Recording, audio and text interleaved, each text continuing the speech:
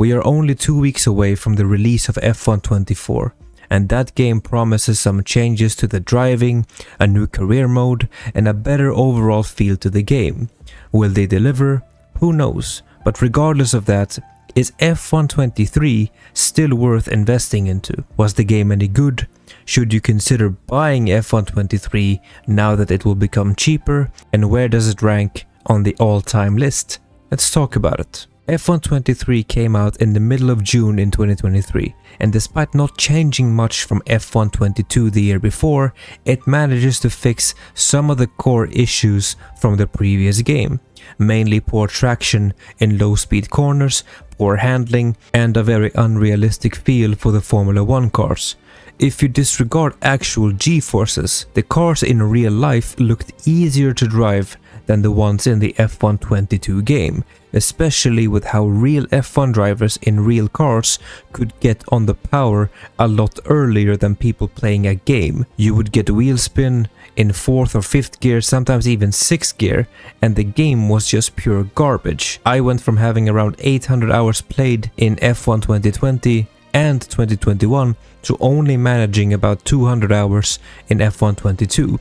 My pace is normally around the top 5% in the world, which is not amazing, but I know how to drive at the very least. F1 22 made me miserable while playing it and I stopped. But then F1 23 came out and it fixed the traction issues. It had an improved handling model for both wheel and controller players. You could more easily save oversteer moments and get on the power in a much more realistic way. Overall, it was just a pure improvement driving wise, but that's about it. The content was still the exact same as in F1 22, but you did get another story mode in the Breaking Point 2 if that's your type of jam. I could not get myself to play through it. I managed about half of it in the previous Breaking Point story in F1 2021, but I just found it a bit cringy and I stopped playing it. The story feels forced and something out of Netflix. It does not really belong in the official licensed Formula 1 game and could probably do better as its own standalone thing. A huge amount of work has gone into the story mode and it is very well made, but it's actually part of the problem with these F1 games from Codemasters and EA. More on this in a second. There are about 90 minutes worth of cutscenes and story that you can watch as you play through the story mode, and a lot of different scripted racing scenarios to play through, but my evaluation of the game will only focus on the career modes, multiplayer, and the overall feel of the game loop itself. The online community for these games highly regard F1 2020 as the best F1 game by these developers, and F1 2014 as the worst one. F1 23 sits in the exact middle for me, 5 out of 10 score. The reason for this is that it never felt like a new game. It felt like a patch fix for F1 22, something that could be done for free, that the devs should have just implemented in the previous game to fix it. The gameplay loop looks the exact same for both the driver and My Team career mode as in previous year. Same UI, same feel, the exact same scenarios and issues that a player could run into.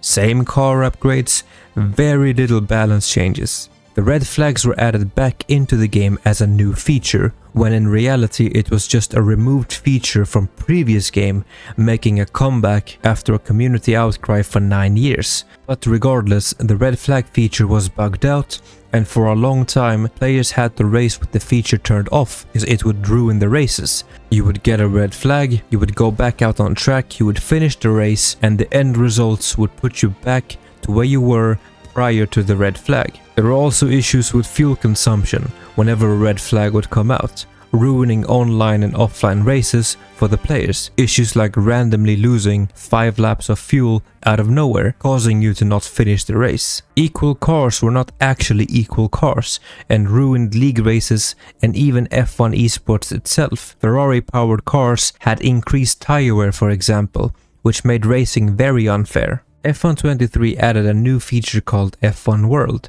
where you have a stock F1 car with really bad performance and a tech level attached to that car. Within F1 World, you had different events and series that you could take part in, and that would improve your tech level and then your car. Even at the highest difficulty, the events themselves were way too easy. It felt like playing against AI 50 or 60 points below your actual level. Note that this opinion is relative to your own pace. It's mostly a pointless feature that the devs spent a lot of time and money on, and it was a wasted opportunity to create something truly awesome. After doing my own research on the topic, I seriously doubt that more than 1 out of every 10 players on average play F1 World. Maybe not even 1 out of 10, less than that. But a lot of us have to click on F1 World every time we play because EA games are geniuses. What if we take basically everything in the game except for career and story mode and we place it behind F1 World, so that if a player wants to play an offline Grand Prix or time trial or online lobbies or ranked lobbies, we can prove to shareholders that F1 World actually has high numbers and is a huge success, making their investment worth it. It's such an obvious move on EA's part that they don't really care for the experience of the players. It's all about money. I can boot up F1 2020 today and play the career mode there, and it would look the exact same as the F1 23 game. Only the menus have changed. Everything else while racing is the exact same. No joke. Instead of spending time improving the core of the game, career mode and multiplayer, they wasted their resources on story mode and F1 World. Things that have basically zero replay value. Things like in-game branded clothes for your F1 driver that you barely see, furniture for your apartment that you can't walk into and that only exists while waiting for a lobby to be formed. Multiplayer lobbies are basically Wreckfest, where you just drive to survive from people trying to take you out. The penalty system sucks in multiplayer. A player can drive straight into you, damaging your car and push you off the track, and then when you rejoin the track to continue racing, you get a penalty for corner cutting. Ranked multiplayer has been made worse than before. When starting out in ranked, you can't choose your own setups. Races are now 25% distance when previously you could choose between 5 lappers or 25% distance. The lobby could vote on the track that you would race on, but now the game picks out 3 or 4 tracks a week that you race on, making the mode feel very boring and repetitive. Overall, F1 23 is a better game than F1 22, but not by much, and F1 22 itself scores very low on the all-time list. F1 23's biggest selling point was basically that it was not as bad as F1 22. That's about it. So, should you buy F1 23 if you have not played it already? Only if you find it for very cheap and you have not played F1 22 before, because then you would actually get some new content to play through with a decent driving experience on both wheel and controller. It's actually worth noting that PC players can mod the F1 23 game to give the look of F1 24.